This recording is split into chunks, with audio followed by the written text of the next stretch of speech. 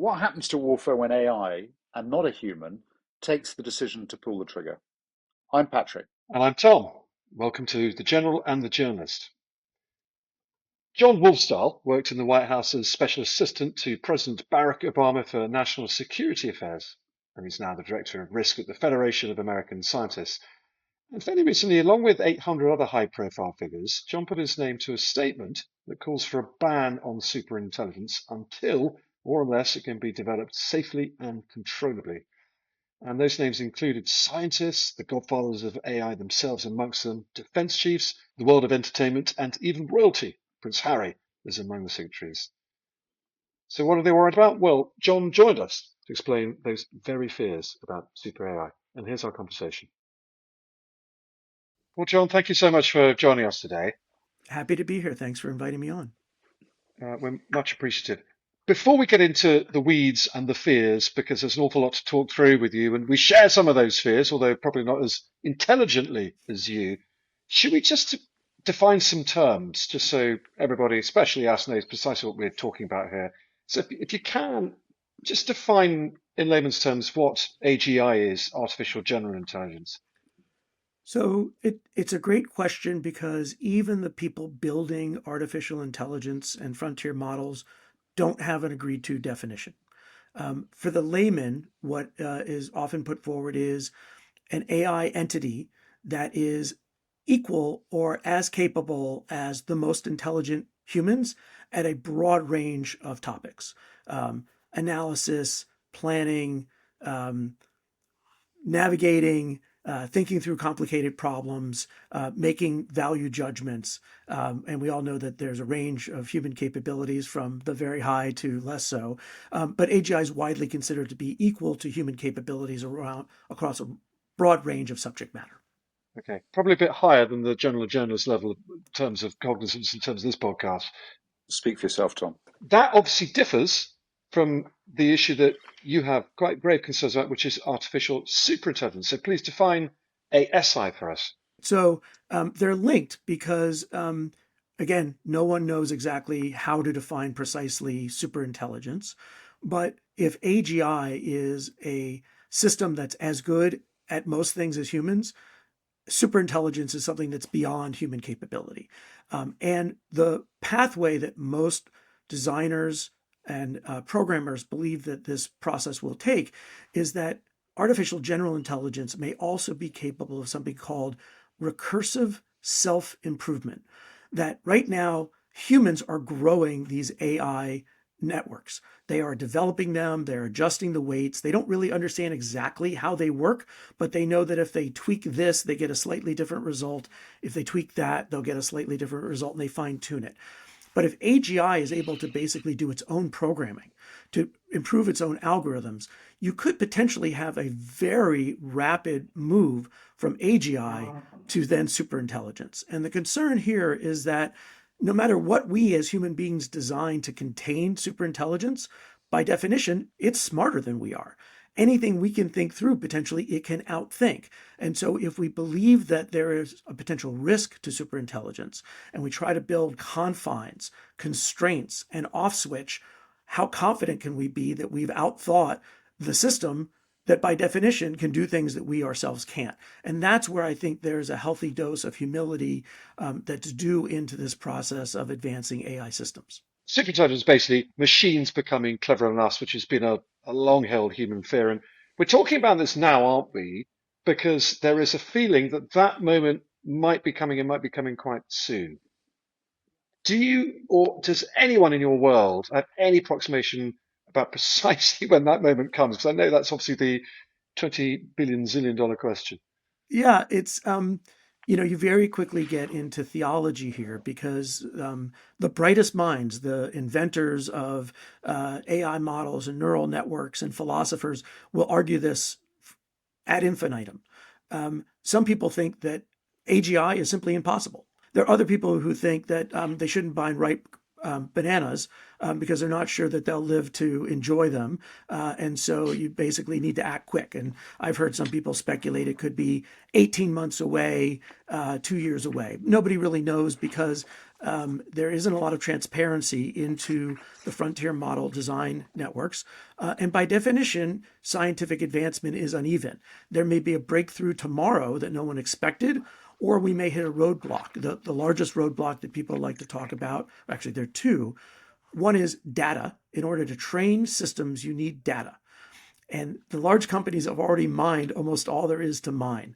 And so they're actually talking about using artificial intelligence to generate artificial data to further tune their models. So that's sort of an interesting, sort of training a mirage on a mirage. The other is compute power. You need to actually run these models on large interconnected networks of chips and semiconductors, and there's only so much of them to go around. NVIDIA, Intel, or others are trying to solve that problem for us, but they take huge amounts of energy, they take a lot of natural resources, and so there's a limit to how much you can actually pursue. Some people think we may need to wait for quantum computing, this next step up in computing capacity, to achieve that. But again, there's no agreement on when, how, and if this might come to pass. And I guess the moment comes that we know instantaneously, and we'll probably be the last people to find out about it, in that if it happens, a lot of things could happen incredibly quickly. Computers could decide they're smart enough to take over, etc. And the world could even end before anyone else even know ASI exists. That's the doomsday scenario, isn't it? This is the central argument behind not stopping everything and just shutting it all down, but being sure that at each step in the process, you are taking reasonable steps to anticipate these risks, to build in safeguards, and to test what you're doing. If you believe that AGI is perfectly safe and there's no risk at all, then we should keep doing what we're doing. If you believe it's possible we don't know everything and there is a downside consequence, then there are a lot of things that we need to be inserting between where we are today and the point at which we might fall off that AGI cliff. And John, I know I'm going to be asking you to predict or speculate here, which is very hard, as you've been saying. But what we seem to be talking about with the emergence of artificial superintelligence, if that happens, is a singularity. The model for AGI, if we're at it, if it is expert human level intelligence, seems to me to be emerging in different sectors and different disciplines in much more of an emergent organic way, as opposed to a singularity. Do you see that as the difference between the two types of intelligence? Almost. I mean, there's no doubt that we are using AI in remarkable ways that even 5 or 10 years ago, no one could have predicted. Not only folding proteins that are possible, but discovering all potential combinations of proteins to develop potentially new vaccines or cures for diseases and predicting pandemics.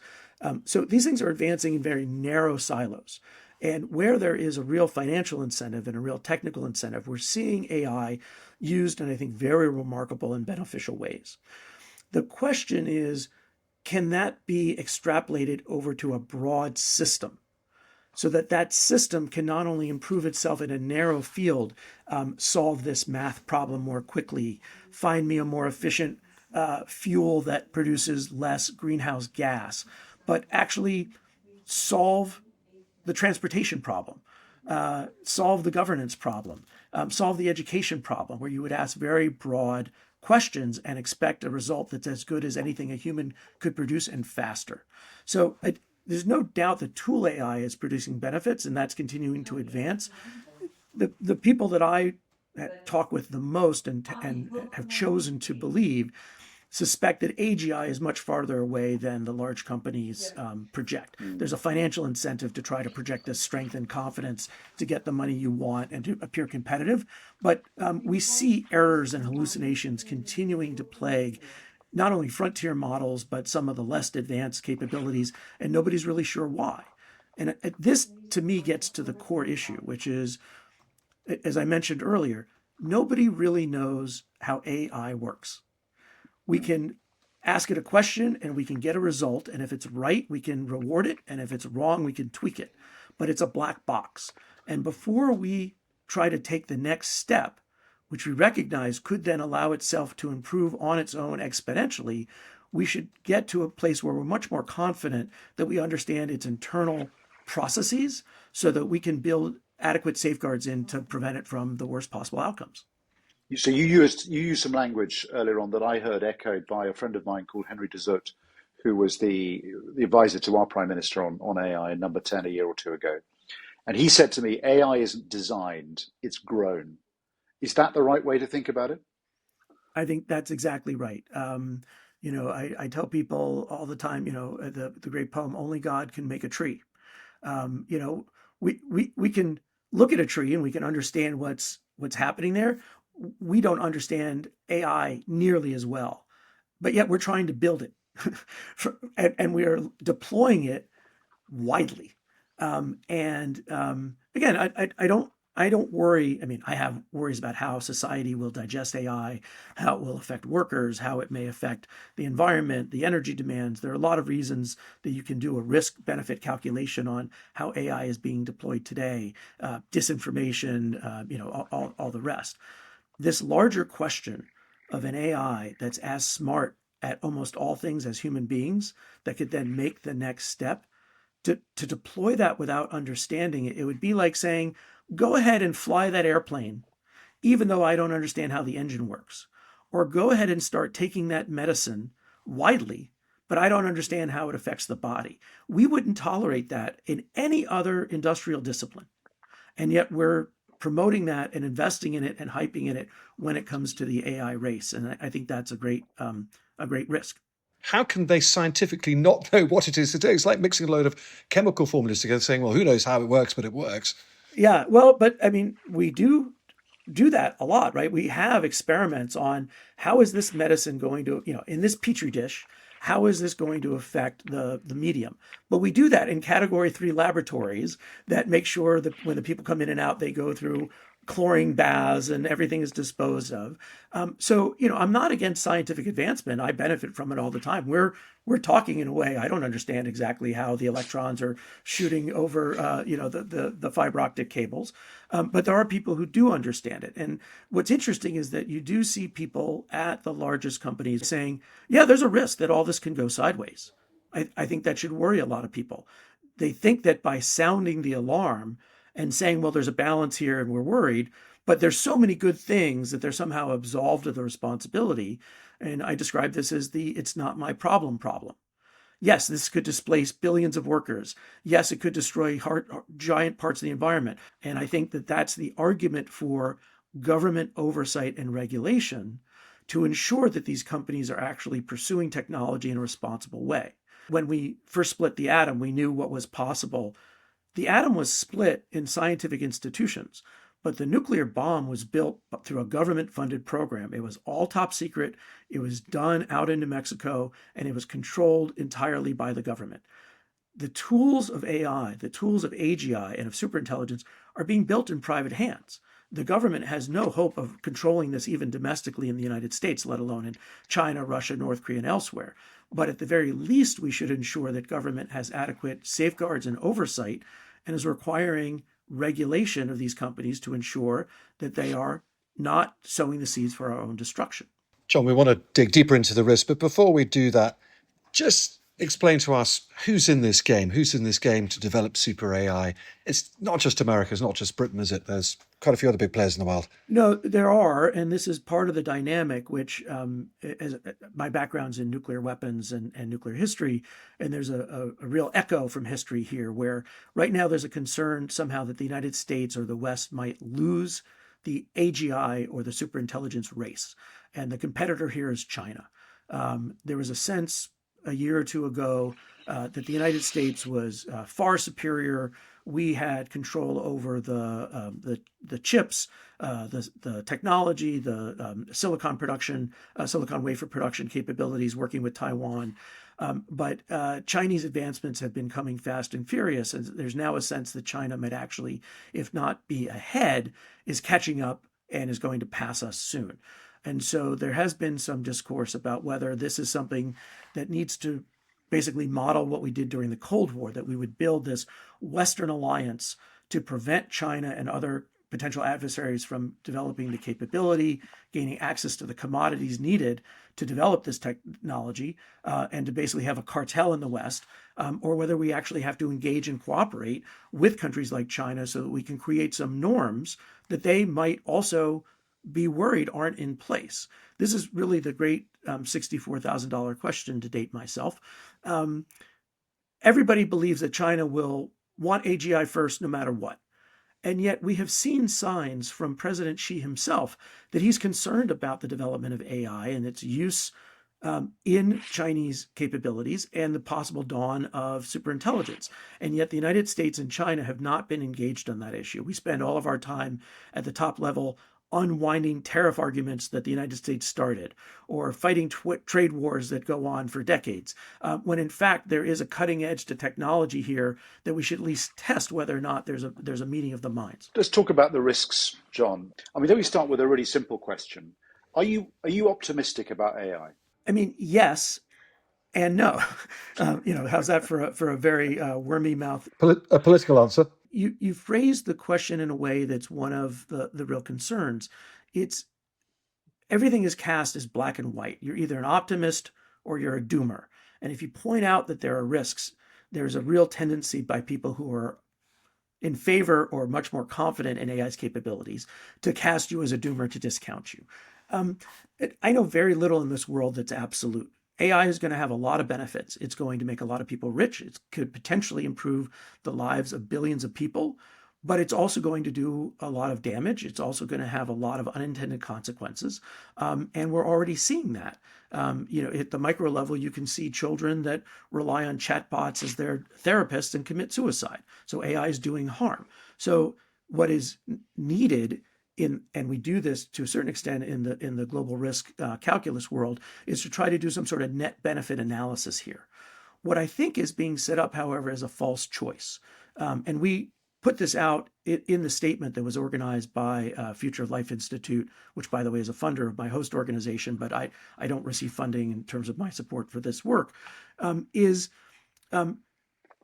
there are steps we can be taking to ensure the safe and effective testing of AI models as they approach AGI that don't prohibit us or prevent us from gaining the benefits of AI. And that dichotomy that you either have to use AI or you have to shut it down, I think is a false choice and one that we should avoid. But generally, I'm very excited about what AI can do in a whole host of fields, including some of the most sensitive when it comes to military, crisis communications, international relations. But I recognize there's also a downside there, particularly as we risk losing control of these military systems or of international relations because of the speed with which AI can act. So let's dive into the military sphere, I guess.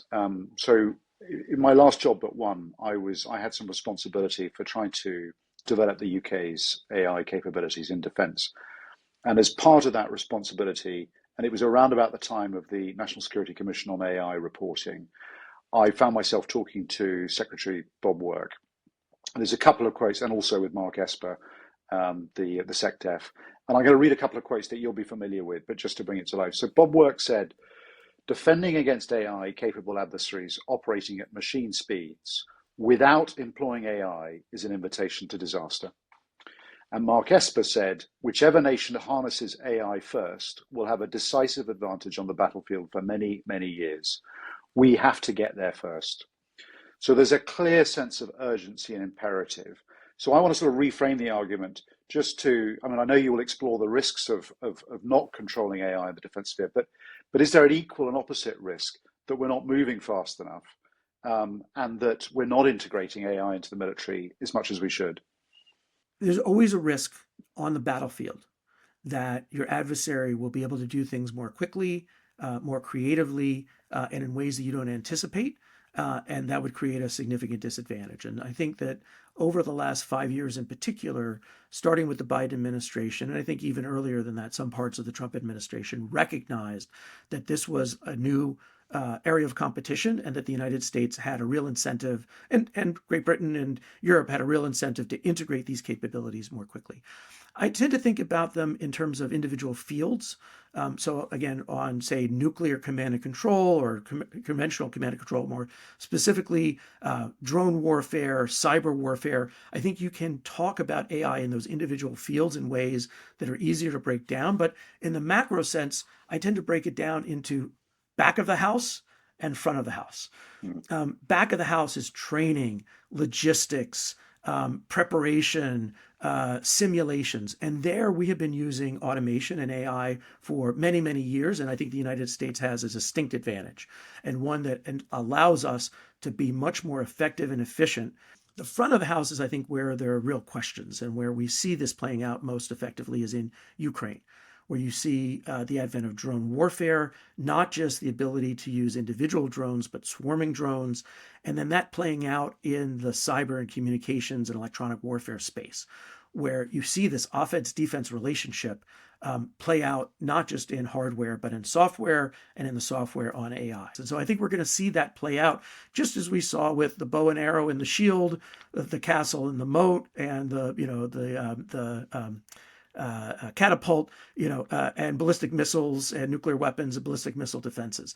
This area is going to be no different. I think the question that you point out that Secretary Esper raised is, do you gain a permanent advantage or disadvantage if you're first?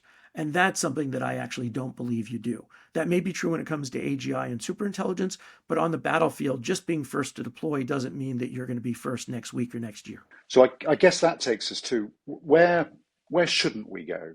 So, you rattled off a few examples there, whether it's drones, whether it's biological, synthetic biology, whether it's cyber, and of course your own speciality, because I think you were responsible for helping negotiate the New START arms reduction agreement, which feels quite timely given it expires in February. I hope they'll call on you again. But where should we not go? Where are the lines that we should draw?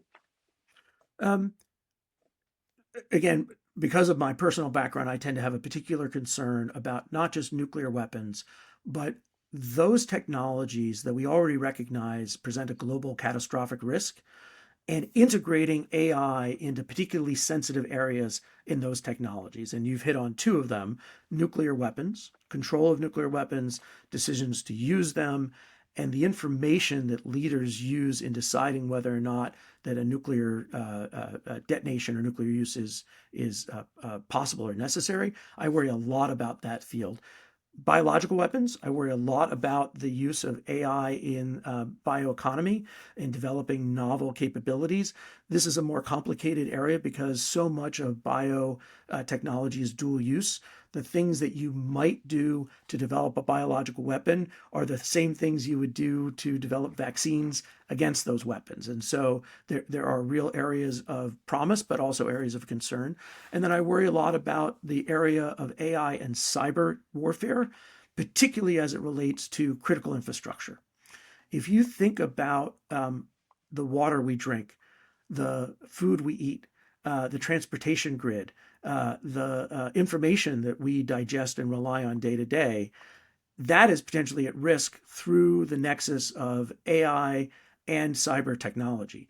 And those three areas in particular worry me.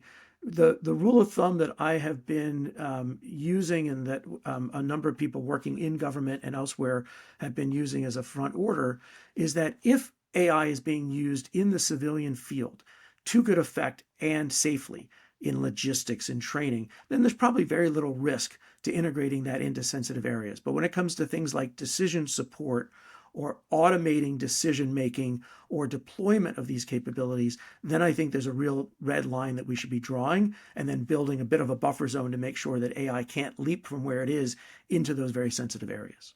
John, we spoke to General Rainey on this podcast a few months ago, General James Rainey, who, you'll know him, he commands US Army Future Command. It's his job and his 10,000 troops underneath him to predict the wars of the future and plan for them. A fascinating job it is too. And we asked him, what role should AI play in the modern battlefield? And it's great that it very, very quickly increases targeting and speeds up decision-making, etc. But he said the key thing for me is that you have a human in the command chain and the decision chain, at all given time. So at the end of the day, it's a human that is really taking these life or death decisions. That sounds good in practice, but doesn't that slightly defeat the point? Because if you're relying on a human who might be grey and old like us, like we're getting, then you're not going to be able to harness the brilliant skills of ASI or AGI, which makes these decisions at light speed. It is a great slogan.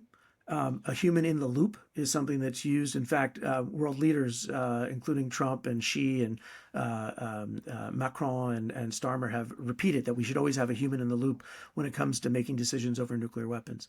The discussion in the nuclear field is, what if that loop is so integrated with AI that the human being in it is irrelevant? And it really becomes a human on the loop, where recommendations are being made to the decision maker, the human, that are so obvious and so constrained because of AI that there is no choice.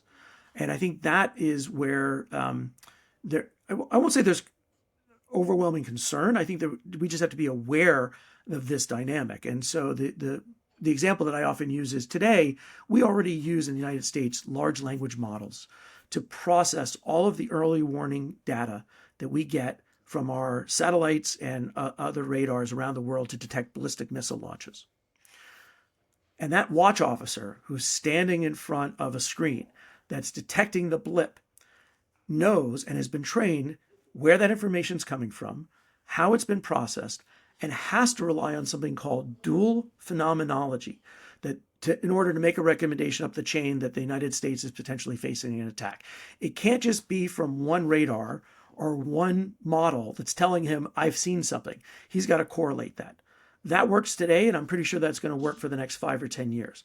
But what happens when the next junior officer, who's currently in high school, is trained in college or at one of the military academies fully on AI simulations, doesn't use real-world data, doesn't have the same real-world experience to then make informed decisions about the data that they're seeing and to correlate that against the real world? So it's not just a question of whether old guys like us can sort of process this information fast enough. It's also, what are the skill sets that our next generation military leaders are going to have at their disposal, and will they be overly reliant on AI? I don't know the answer. I don't know whether we'll be better off or worse off, but we're at this point not even asking the right questions to prepare for that eventuality, because the technology is advancing so quickly and the fear of falling behind is so prevalent that right now the guidance from the President of the United States to the Defense Department is integrate AI as fast as possible, as widely as possible. Begs another question as well, doesn't it? Your own cybersecurity when you're deploying your ASI or AGI. So how can you be sure that your AI, the one that you want to use on the battlefield, hasn't been hacked into by the Russians, by the Chinese, and they aren't reprogramming it to actually attack your own troops or to hit the wrong targets or something like that? There's an extra complexity there. Is there reason to believe that China or Russia are poisoning our data? Is there reason to believe that we, the United States or the West, are poisoning the data that the Russians and Chinese are using? Maybe. And how do we know that these systems are secure? By definition, to be effective, they need to be global. They need to be networked. And every time you link one node to another, you're creating a vulnerability. What we see throughout the world, and this is no different in China, Russia, the United States, the UK, is that when you go to private industry and that have critical infrastructure that is vital to national security, and the government says you need to do a better job of protecting your cyber networks, they say, well, that's really expensive. We don't have a financial interest to do that. But as soon as they're hacked, they come to the government and say, how come you didn't help us prevent this? And what can you do to help us get out of it? And that's where, again, the public and the private, the government and industry have to be working in lockstep as these capabilities are advancing. Patrick, a question for you, if you don't mind. When you left the MOD, just where had this debate got to? Because it does seem to be largely one that isn't really playing out in the public domain. There may be very good reasons of operational security for that, but were these the sort of conversations you were having when you were running the army a year ago? I think John described the approach that we were taking very well. So yes, it was, I mean, just as everywhere else, AI almost became a buzzword. You know, it was in every conversation, every conference you went to, every document. There was a deep concern, but also a lot of thought going into AI. I mean, for a start, we were already employing AI in the way that John was describing, a lot of back office stuff. And of course, we were very, very closely partnering with the United States on Project Maven, which was about sifting data and imagery and processing huge amounts of data to present intelligence in a way that was more comprehensible. Without AI, autonomous systems weren't going to be possible. And because we're a small army, we want to use, in the same way that the Ukrainians have done, autonomous systems to replace, where we can, people on the battlefield. John spoke very well about the back office stuff, logistics. You could be much more productive, much more efficient. You could enhance your readiness by using AI. And we could see very clear advantages in using AI in cyber defense. Now, the flip side to that is, in offense, it's also very, very dangerous as well. And then things like digital twins. Why wouldn't you use a digital twin to help you think through planning, through scenarios, through wargaming? And that could be done up to national level to think through your resilience. But we always saw AI as an agent that augmented humans and that did not replace them. And we were also acutely concerned about ethics. So we spent an inordinate amount of time trying to frame our ethical approach to AI, to think about AI safety. But to be honest, there was always this doubt about the back of my mind. And I think Bob Work sort of got at it in that quote I used earlier on. Is realistically, how can you maintain a human on the loop when you've got warfare operating at hyperspeed and machine speed? And I was involved in a series of war games called Intelligence Rising, which was a sort of joint sort of international effort, which brought in some very, very, very sort of leading minds in AI in the UK and the US. And one of the alarming conclusions from that was, rather like self-driving cars, you might be better off in some instances removing humans from the loop. And I never felt uncomfortable with that, but it is one of the places where this takes you. So that's kind of where we were thinking, but we're also conscious that we're probably a first follower. We don't have the infrastructure, the things that you need to develop AI foundational models in the way that the US and China do. But we have got some inherent advantages over other countries, and the UK is probably best of the rest when it comes to AI. But I'd be interested if John thinks the same thing. And in terms of the ability of the United Kingdom to take advantage of AI in the battle space, it makes perfect sense. To conserve resources, to make yourself more efficient, to be an active contributor to NATO and for national defense, AI has a real advantage. The real gap I see here is not, will AI speed up the battlefield? Because it clearly will and is. That's something that, whether we want it or not, is beyond our control. Where I think we see a gap is in the fire breaks between what's happening on the battlefield and the ability of national leadership, both military to military and civilian to civilian, to communicate with each other effectively and to prepare for these things spiraling out of control if time and technology allow it. And so during the Cold War, even during the most difficult periods, the President of the United States and the leader of the Soviet Union had regular summits and engagements, and you knew that you could rely on that. But more than that, NATO commanders on the battlefield, even down to the colonel level, were often engaged with their Soviet or East German or Polish counterparts to try to understand how to create fire breaks. If technology, and particularly automation, make that impossible, or if the ionization of international politics makes it more difficult for our militaries and civilian leaderships to engage on a regular basis, then I really worry about things escalating. And this dynamic of where you have less time and less familiarity with your adversary, you will tend to focus on worst case scenarios, preemption, and runaway escalation, which is something that we learned during the Cold War as a recipe for disaster. Just explain what you mean by ionization there, John.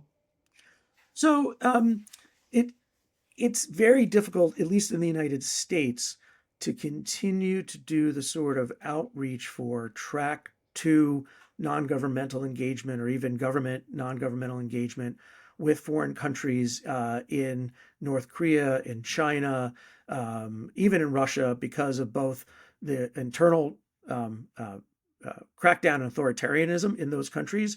I know a number of leading U.S. experts that are uncomfortable traveling to Russia and China, let alone North Korea. And it's almost impossible for those countries to travel to the United States to get visas, and there's limited engagements in Europe. So there's just less connectivity at the working level, let alone at the upper echelons of government, that I think we would need to fall back on should there be a crisis. And we always know there will be a next crisis. Are we preparing for it adequately or not?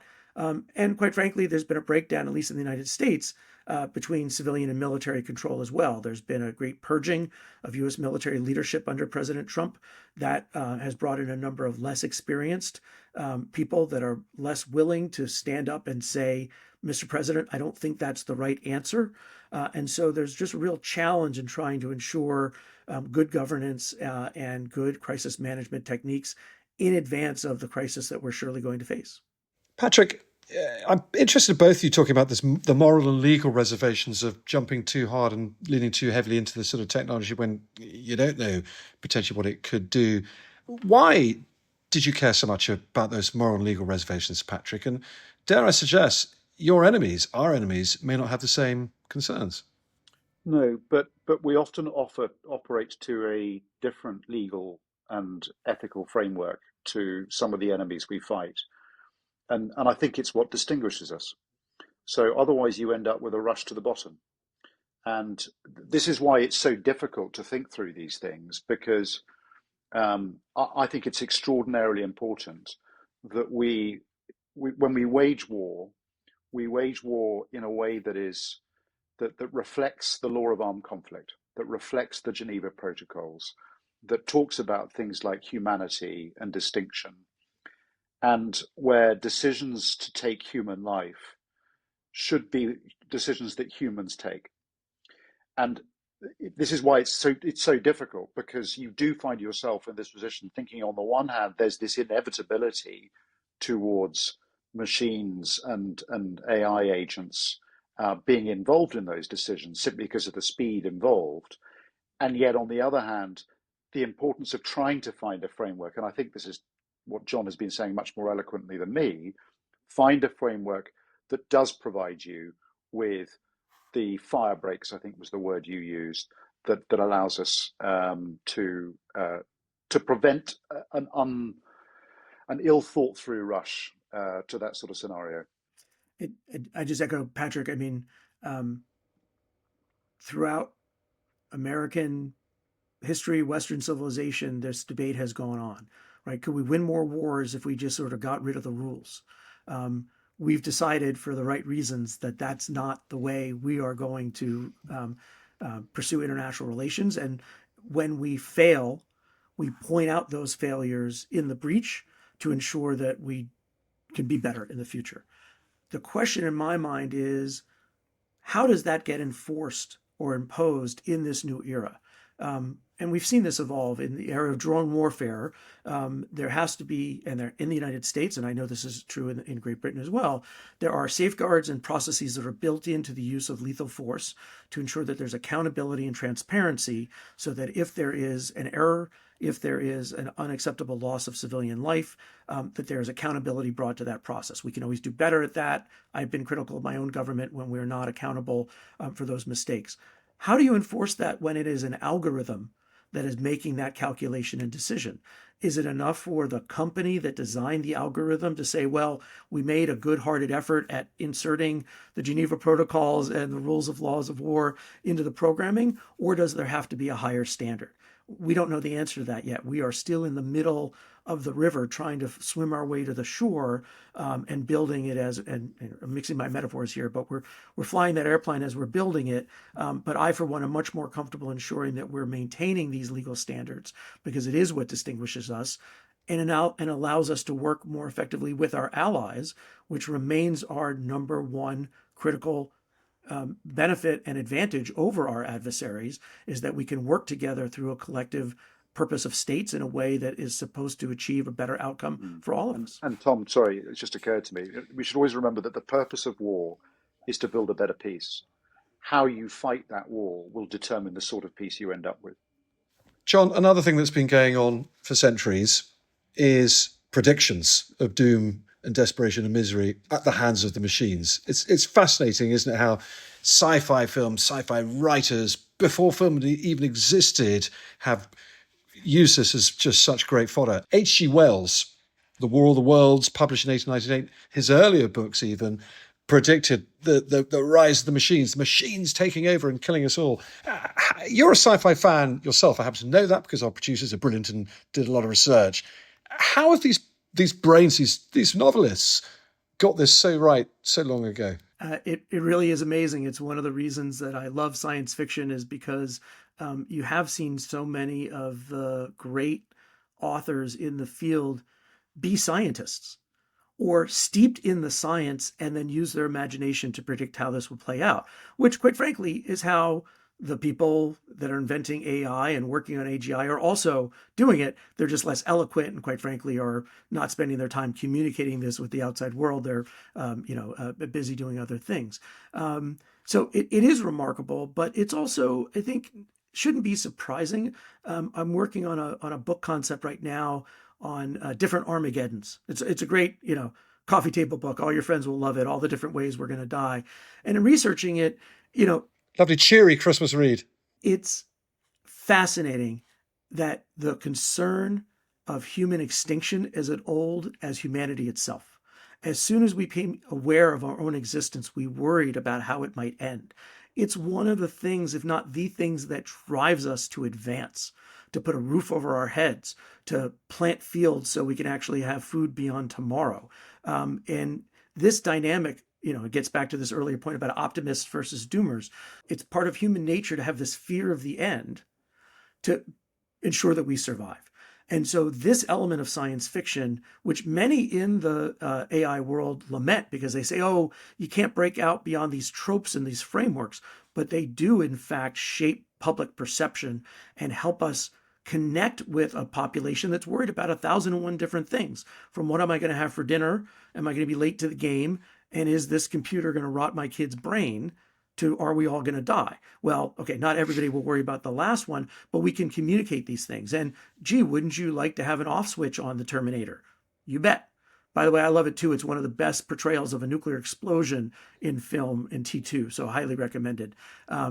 So I think it is a valuable tool for us to use, but we also have to recognize that the public can tune out when they think that it's hopeless. And I think this is the message that in my daily work, I try to bring most often at the beginning and the end of the conversation is we know how to do this, right? We can take appropriate measures to safeguard against these worst outcomes. We did survive the Cold War. We didn't see a nuclear Armageddon because we took the necessary steps, and we were also quite lucky to prevent our own demise. And I think that's the recommendation now is what are the things we would want to have been done in 10 or 20 years if the worst comes to pass, and how do we build those into the system now? How about you, Patrick? Who's your favourite sci-fi author? Well, I think Isaac Asimov, and there's a sort of natural link here when you can see where I'm going to go with this, John. But Isaac Asimov's short story Runaround, where he, I think, first set out the three laws of robotics, and I'm sure listeners know them, but I'm just going to go through it anyway. So, first law: a robot may not injure a human being, or through inaction allow a human being to come to harm. Second law: a robot must obey orders given by human beings, except where such orders would conflict with the first law. Third law: a robot must protect its own existence as long as such protection does not conflict with the first or second law. And then a fourth law that was added decades later, which may be the most important for our discussion: a robot cannot cause harm to mankind or by inaction allow mankind to come to harm. So Asimov found this framing where robotics could coexist, well, in this case, I guess an artificial intelligence could coexist with humanity and be a benign presence. Can we achieve something like that with AI? It's such a great question. My first reads were Isaac Asimov. After digesting every Omni magazine and Star Trek episode I could get my hands on, and I think this is the challenge that you hear scientists and AI companies complain about as well. Science fiction is great, but it's not real life, and it's all fine and well to say, okay, we're going to adopt the 3 rules or 4 rules of robotics, but we already see that AI models can be jailbroken, that the safeguards that are built in can be stripped away both by programmers or by algorithms and other AI agents. So, how confident are we that the tools and the safeguards we might build in are resilient? That's a reasonable question. I think the 3 4 laws of robotics are a great start, but it's extremely hard to anticipate all the different permutations. Human oversight has served us well in the most dangerous context in the past, and I worry a lot about what we will lose if we cede that. And so I think those are some of the questions we need to be researching when it comes to testing and evaluating these new super frontier models and AGI, but I don't have confidence that there will be some silver bullet. I think it's going to be a constant give and take. So you worked very closely for President Biden, I think, when he was vice president, and when he became president, he implemented a series of guardrails, I guess, regulation to try to ensure that there was a sort of responsible development of AI. That seems to have been completely overturned by President Trump as he's come in. What was President Biden's approach, and why do you think the current president has walked away from that, other than the fact that he sort of seems to define himself as being against everything that President Biden stood for? Well, I want to be careful because I did not work for President Biden. I worked for Vice President Biden, and so I didn't work directly with him on the AI challenge under his presidential administration. I think it's actually a bit more complicated even than you lay out, Patrick, which is hard enough. But I think it fundamentally gets down to the belief that President Biden had that government can be a very effective partner with industry and needs to take on a certain role in society to ensure the public good. The government is not an evil, that government actually can be critical in protecting broad national interests and international interests. President Trump has a very different approach, which is that government is the enemy, government needs to be dismantled, and free industry should be allowed to do as it wishes, and the market will sort itself out. What's interesting is that we saw President Trump pull down the Biden executive orders, but then come out with his own versions, which were sort of in between. And they're very schizophrenic, quite frankly. There is a lot of free market. There was an attempt to ban government regulations for 10 years on AI, which was defeated. And now you see the states like California coming in and instituting their own AI regulations. But that there is also recognition that the United States needs to be effective at export controls so that our adversaries don't get access to the most advanced capabilities. That there needs to be an investment in talent, both in government and in industry, to make sure that we have the human capabilities to guide and safeguard this technology. There's a particular emphasis on AI and biotechnology to ensure that while we harness the good, we don't develop the bad. So I think it is a bit more nuanced. I think there are different points of view in the Trump administration, but overall, I'm very discouraged by how the administration has approached this and how much influence the very large companies have over the president and government decision making at this point. And let's talk about that, because these very large companies are kind of writing the future in a way that seems to have much less regulation around it.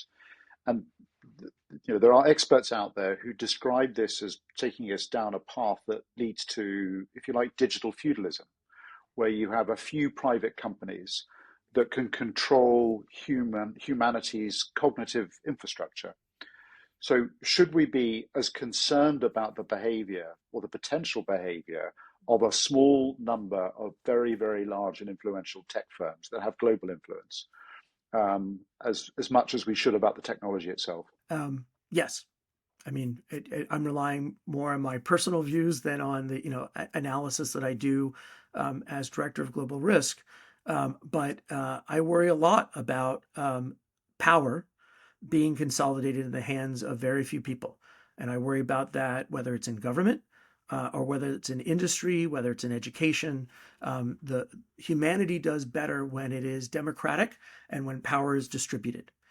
You may create inefficiencies. There may be downsides to that, but we should be very worried if the future we're looking at is one where a handful of individuals control the technology and the use of it in broader areas. This is an area where government has always stepped forward and sought to regulate, whether it's for television, radio, computers, the internet, deployment of pesticides, new seed, whatever it happens to be, and one where I think government has to be intimately involved in the application of this technology. So clearly, during the Cold War, after we stared down the barrel of mutually assured destruction, we implemented a series of arms control regimes, and of course, a nuclear non-proliferation treaty.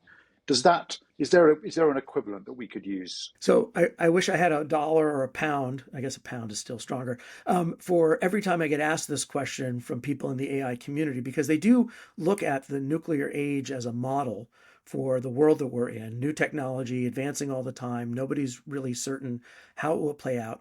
And are there lessons to be learned? And I would say it's very hard to construct an international treaty that's going to bound or limit the upper level of AI or prevent AGI. We could cap the number of nuclear weapons that the United States and Soviet Union had because we could see them by satellites, through espionage, through national technical means. That's not possible when it comes to AI models and compute power. Now, what is possible is that you could regulate the export of technologies and how it's used. So we had export control regimes, whether it was COCOM, the Australia Group, the Nuclear Suppliers Group, that were very effective at limiting the military use of civilian technology. And I think that can be useful. But I think we also found that the engagement between governments on norm setting, while incomplete, can be very valuable for both heading off unnecessary competition and in establishing a yardstick. I can use that with my British colleagues, but nowhere else in the world, a meter stick, to determine. Just don't talk to us about Fahrenheit, please. Fair enough. Okay, we're half in, half out. But you can use it as a yardstick to measure compliance and intentions. So, for example, and this is, I recognize, speculative, but let's speculate that President Trump and President Xi could both agree that AGI was dangerous if it was unregulated and we hadn't built in appropriate safeguards. And we actually tasked our National Institutes of Science and Technology, national academies, national research facilities, and our scientists to engage in this and determine, are there indicators that would allow us to ensure that we were being effective in regulating this technology? Were there safeguards that we could share for best practices together and provide feedback that they were actually being used and integrated into each other's AI models without revealing classified or proprietary information? For a long time, we worried with the Soviet Union that we couldn't actually verify getting rid of nuclear warheads because their warheads were classified and our warheads were classified. And then it turns out, you know what? We already knew everything about their warheads and they already knew everything about ours because there's only so much to know. So I think part of this is the investigation is necessary to determine whether it could work, but there's no doubt that there are tools we can apply from the nuclear arms race that would be beneficial in terms of norm setting and export controls that might reduce the pace at which we're racing and may even head off some of the competition. John, of course, the great flaw with the nuclear arms race analogy is that you only had disarmament after all the big players had got nuclear weapons, so they could disarm from a point of strength rather than wondering who else had them. But John, let me just put something to you that I didn't really understand for a while. I probably still don't. I suspect quite a lot of our listeners might not. When you have supercomputers powering away, developing ever more dangerous things and getting to the point they might be taking over and controlling us all, why can't we just pull out the plug, turn them off, smash them up with a sledgehammer if we have to, and that ends the threat altogether? Yeah. It's a great question, but as you begin to learn more and more, as I begin to learn more and more about how AI models are networked, yes, they are operating in very large data centers, but those data centers are resilient and rely on other data centers.